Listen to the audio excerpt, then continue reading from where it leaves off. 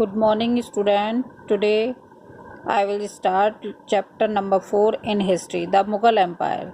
Mughal empire के बारे में हम यहाँ पढ़ेंगे कि कब से स्टार्ट हुआ और किसने शुरुआत की। सबसे पहले जो आए थे वो बाबर आया था 1526 में, और उन्होंने फर्स्ट बैटल ऑफ पानीपत के बाद यहाँ पर रूलिंग और अपने रूल को फैलाने का काम किया था।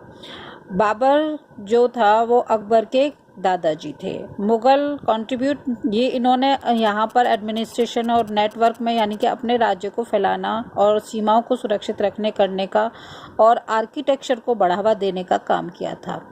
मुग़ल क्लेम इन लाइनेज, उन्होंने जो दावा किया उनकी वंशावली दो तरह से आई थी, जैसे टू ग्रेट रूलर जैसे चंगेज़ खान जो चाइना की तरफ से आए थे और ये बाबर मटीरियल यानी कि मदर साइड से कहलाए जाते हैं, एंड तैमूर जो ईरान अफगान की तरफ से आए थे और ये अपने पिताजी की तरफ से कहे जाते हैं। Mughals prefer to be call ट्रेमुट, और तैमूर्स को इनको हम ट्रेमुट के नाम से जानते हैं। फेल्ट दे हैड द लैंगोनिस्टिक जो पैतृक वैद होते हैं माने जाते हैं। Claim area because they great ancient, ये जो इनके पूर्वज थे वो उन्होंने दिल्ली को कैप्चर किया था 1398 में।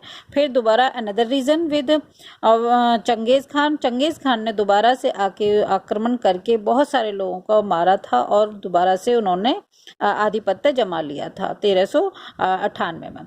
फिर इनका मिलिट्री कैंपेन, बाबर सबसे कम उम्र यानी कि 12 साल की उम्र में फरगना का राजा बने।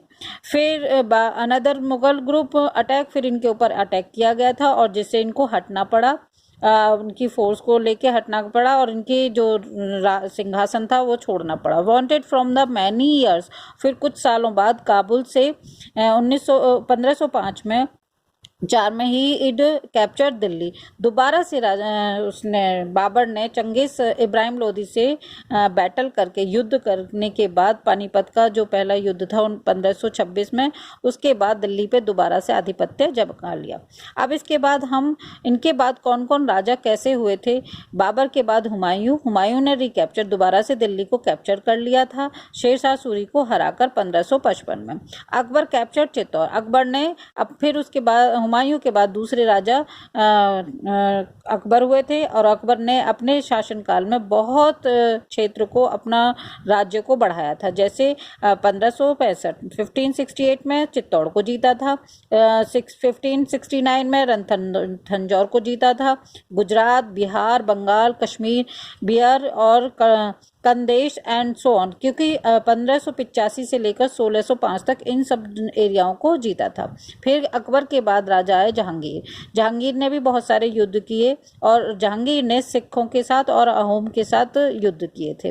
फिर उनके बाद जहांगीर के बाद शाहजहां ने कैप्चर अहमदनगर को किया था और बीजापुर को। फिर उसके बाद शाहजहां का बेटा औरंगजेब था, औरंगजेब ने भी युद्ध लड़े, डेक्कन में बहुत सारे आगे बढ़ाया था परस्यूड अपने राज्य को, लेकिन उनके जो कार्यशैली थी वो अच्छी नहीं मानी जाती। फिर success traditional of the Mughals was not prominent means मतलब होता है कि उस समय में राजाओं का जो अधिकार होता था, उनकी जो विरासत हुआ करती थी वो बड़े बेटे को ही दी जाती थी।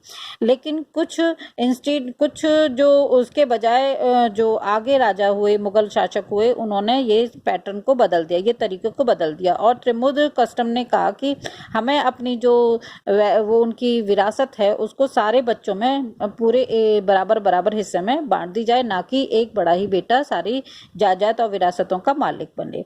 इस तरह से हम आज इस चैप्टर को यहीं पे समाप्त करते हैं। नेक्स्ट अगले लेक्चर में स्टार्ट करेंगे। Thank you, have a nice day.